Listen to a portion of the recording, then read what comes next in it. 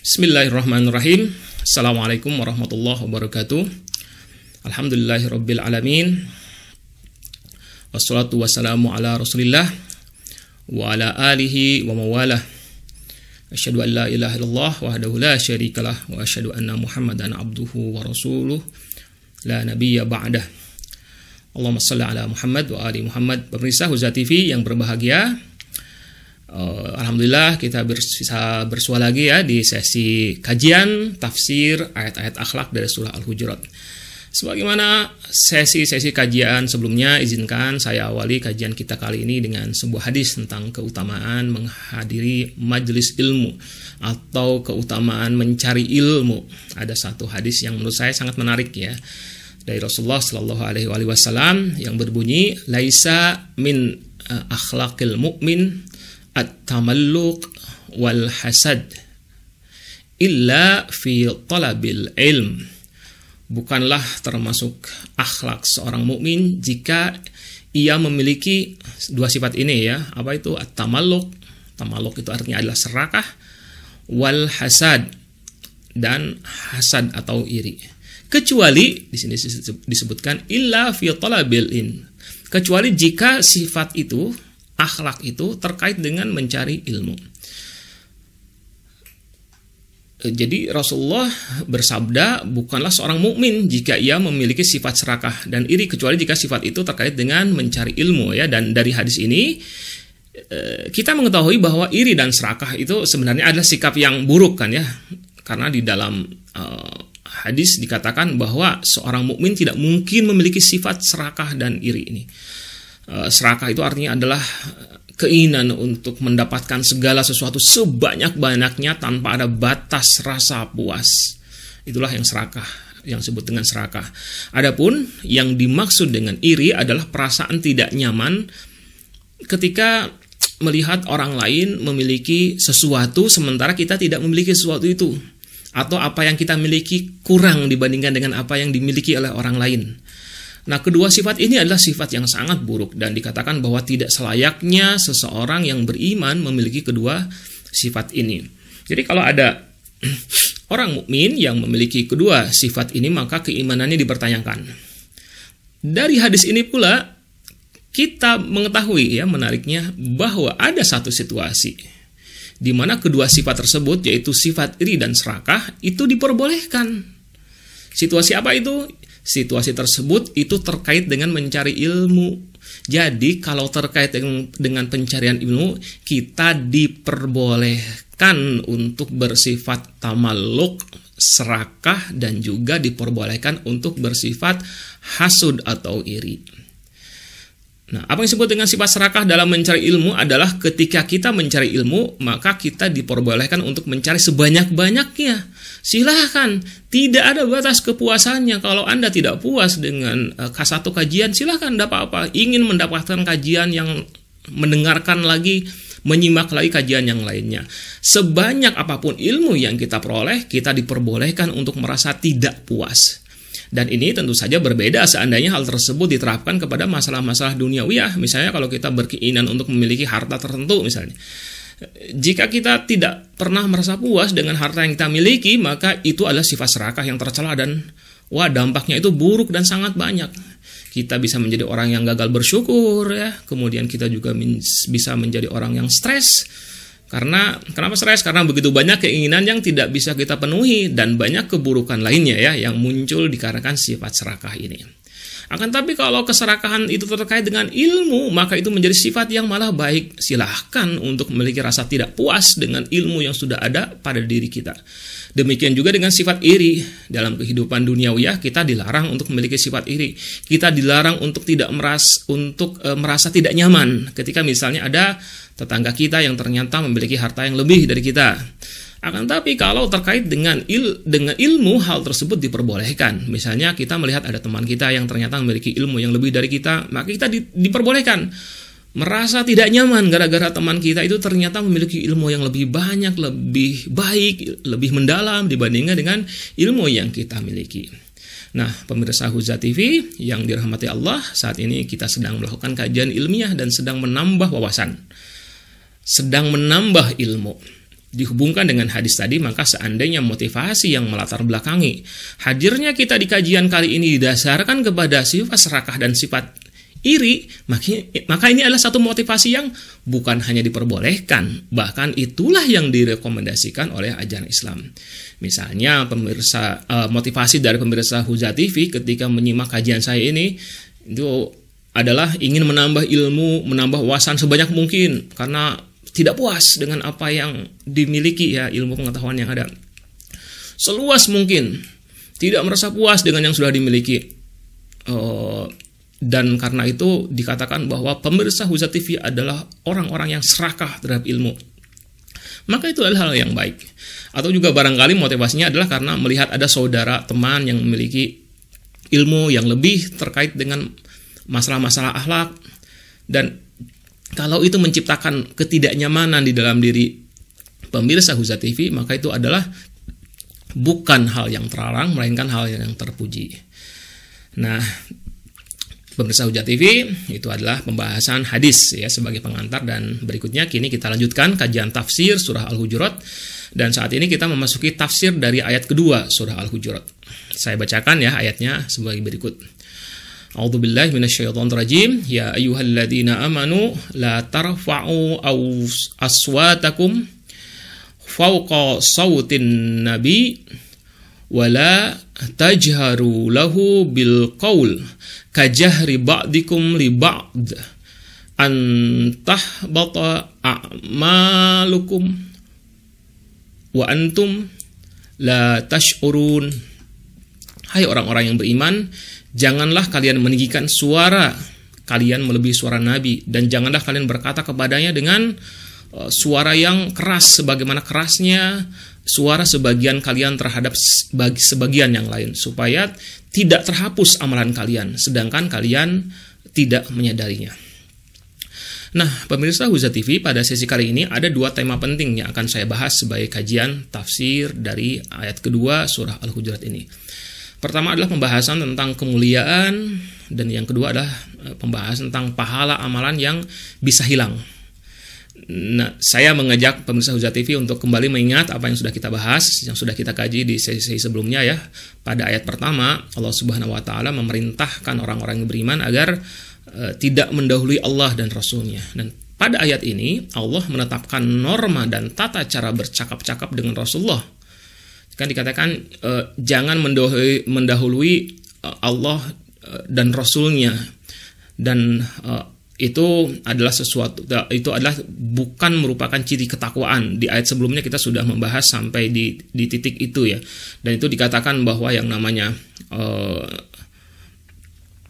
mendahului Allah dan Rasul-Nya itu artinya adalah satu sikap yang melanggar etika kepada Rasulullah. Rasulullah adalah orang yang sangat mulia dan tidak boleh diperlakukan seperti begitu. Sehingga kalau kita berinteraksi kepada Rasulullah, naudzubillahi min dzalik gitu ya, kita tidak bersifat sopan dan kemudian kita mendahului, kita merasa sok tahu dibandingkan dengan Rasulullah. Dan pada ayat ini Allah menetapkan norma dan tata cara bercakap-cakap dengan Rasulullah yang intinya berupa perintah agar kaum mukminin menjaga kehormatan Nabi. Perintah agar memberikan penghormatan kepada Nabi ini juga sebenarnya tertara ya di beberapa ayat yang lainnya di dalam Al-Quran, misalnya saja di surat An-Nur ayat 63. Allah memerintahkan kaum mukminin untuk memanggil Rasulullah dengan sebutan yang berbeda. Tidak seperti ketika mereka memanggil orang-orang yang biasa. A'udzubillahi minasyaitonirrajim.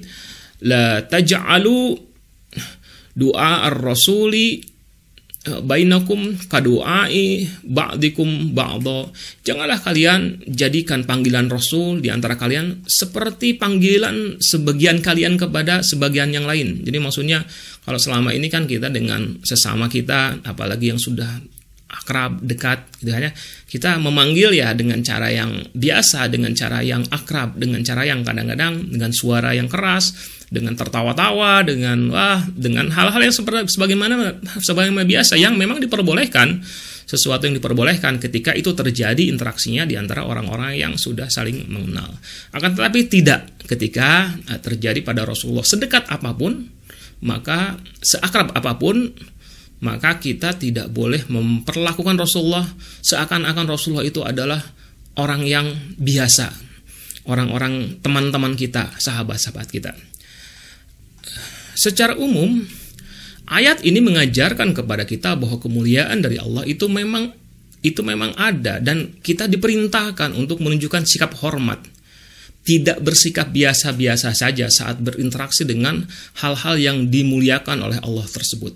Pada ayat ini misalnya yang disebut adalah kemuliaan yang diberikan Allah kepada Rasulullah, dan kita orang-orang yang beriman diperintahkan untuk bersikap sopan kepada beliau. Di ayat atau riwayat lain itu juga ada keterangan atau perintah agama yang menyatakan bahwa kaum muslimin itu diwajibkan untuk memuliakan beberapa hal yang lain. Misalnya perintah untuk birrul walidain, memuliakan kepada kedua orang tua. Kita bahkan tidak boleh menghardik atau sekedar mengatakan kepada orang tua kita ya. Ayat Al-Qur'an mengatakan a'udzubillahi minasyaitonir rajim wala taqul lahuma uffin wala tanharhuma. Janganlah kalian mengatakan kepada kedua orang tua kalian dan apalagi menghardik mereka. Nah, Al-Qur'an juga memuat perintah agar kita menghormati mushaf Al-Qur'an ini ya. Mushaf yang sedang kita bahas tafsirnya itu kan yang kita baca adalah Al-Qur'an. Nah, Al-Quran ini adalah sebuah mushaf yang ketika sudah menjadi mushaf, menjadi sebuah kitab, maka kitab Al-Quran itu berbeda, harus kita perlakukan dengan cara yang berbeda dibandingkan dengan kitab-kitab yang lain. Di rumah para pemirsa Huza TV ya, saya pastikan ada mushaf Al-Quran dan juga ada buku-buku. Bukunya macam-macam, ada buku pelajaran mungkin ya, ada buku tentang buku-buku agama yang lainnya, dan ada banyak sekali buku-buku di rumah pemirsa Huza TV. Nah, ketika kita memperlakukan buku-buku tersebut, maka itu kita harus berbeda ketika di sananya ada Al-Quran. Dikatakan bahwa mushaf ini adalah kitab yang suci dan kita tidak boleh sembarangan menyentuhnya. Bahkan menyentuh huruf-hurufnya pun kita tidak boleh tanpa kita bersuci terlebih dahulu. Karena apa? Karena memang Al-Quran itu kitab yang memiliki kemuliaan, yang kita harus menunjukkan perlakuan yang berbeda dibandingkan dengan kitab-kitab yang lainnya. Atau juga masjid itu adalah areal yang suci. Orang yang dalam keadaan junub itu tidak boleh memasukinya kecuali ia harus mandi wajib dulu, harus bersuci dulu. Perempuan yang sedang menstruasi juga dilarang masuk dan berdiam diri di dalam masjid. Atau kalau kita ke Masjidil Haram, ada banyak sekali ya benda-benda atau area-area tertentu yang sangat dimuliakan. Ada Hajar Aswad, ada Maqam Ibrahim, ada Hijr Ismail, ada Bukit Sofa, Bukit Marwah, dan tentu saja adalah Ka'bah itu sendiri. Bangunan Ka'bah itu sendiri masing-masing bagiannya memiliki kemuliaan yang khas, seperti bagian multazam, ada rukun Yamani, dan lain sebagainya. Jadi sekali lagi, konsep tentang adanya kemuliaan yang diletakkan kepada makhluk adalah bagian dari ajaran Islam. Masalah ini penting tidak? Penting. Masalah ini menjadi sangat penting karena apa? Karena ada sebagian dari kaum muslimin yang menolak adanya kemuliaan pada makhluk. Mereka mengatakan bahwa kemuliaan itu hanyalah milik Allah saja. Hanya Allah yang layak untuk dimuliakan. Hanya Allah yang layak untuk dihormati. Hanya Allah yang layak untuk dipuji. Hanya Allah yang layak untuk dijaga kemuliaannya. Nah, keyakinan kelompok ini sampai pada titik ekstrim tertentu di mana mereka itu mengatakan bahwa, perhatikan ini ya, memuliakan makhluk itu dianggap sebagai bentuk kesyirikan. Nah, ini yang bermasalah di sini. Dianggap sebagai bentuk penyimpangan dari ajaran Islam. Dianggap sebagai satu bentuk menyekutukan benda-benda atau sesuatu dengan Allah. Ya, tentu saja syirik adalah sebuah dosa yang sangat besar. Pelakunya itu tidak akan mungkin diampuni oleh Allah. Ini adalah satu hal yang aksiomatis ya, disepakati oleh semua kalangan di dalam ajaran Islam. Disepakati oleh semua ulama di dalam Islam. Akan tetapi yang menjadi masalah adalah bentuk perilaku syirik itu apa saja. Nah, sekelompok kecil umat Islam yang kadang-kadang mereka menamakan diri sebagai kaum salafi, atau kadang-kadang mereka menamakan dirinya muwahhidun, ahli tauhid gitu. Mereka menyatakan bahwa mengagungkan, memuji, menghormati, menganggap mulia benda atau orang-orang atau makhluk itu adalah bentuk kemusyrikan. Apakah memang seperti itu di dalam ajaran Islam? Tentu saja tidak ya. Syirik adalah perilaku memuji, memuliakan, mengagungkan sesuatu atau makhluk dengan keyakinan ini pentingnya ya, klausulnya ya. Memuliakan dan mengagungkan saja itu tidak bisa dianggap sebagai syirik. Menjadi syirik kapan? Ketika pemuliaan, pengagungan itu disertai dengan keyakinan bahwa yang dimuliakan itu, yang kita agungkan itu adalah Tuhan. Seandainya perilaku memuji, perilaku memuliakan, perilaku mengagungkan itu tidak disertai dengan keyakinan bahwa yang kita puji, yang kita agungkan, yang kita muliakan itu adalah bukan Tuhan, maka itu bukan perilaku syirik. Bahkan kalau berdasarkan kepada apa yang sedang kita bahas sekarang ini, maka kita justru melihat bahwa perilaku pengagungan, pemuliaan, dan pujian itu adalah bagian dari perintah dari Allah Subhanahu wa Ta'ala. Allah sendiri yang memerintahkan kepada kita untuk memuliakan Nabi, untuk menghormati Nabi, untuk memperlakukan Nabi berbeda dengan orang-orang biasa.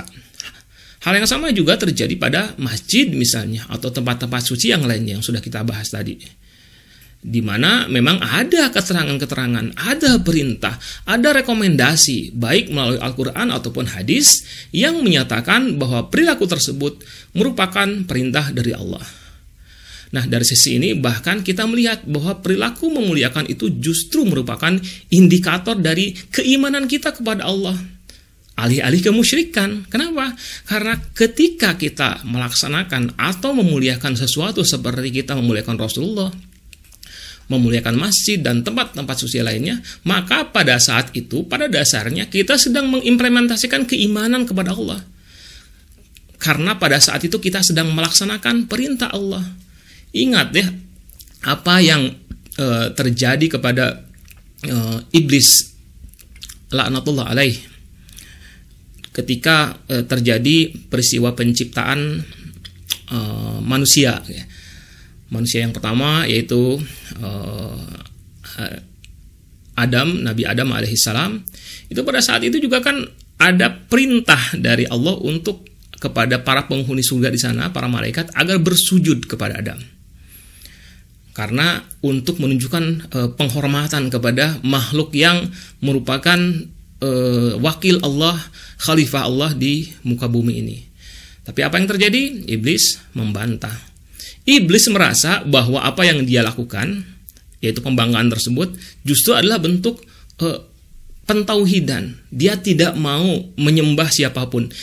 Dia tidak mau bersujud kepada siapapun. Dan dia merasa bahwa dia meyakini bahwa ketika dia bersujud itu artinya dia menyembah, merasa rendah dari sesuatu.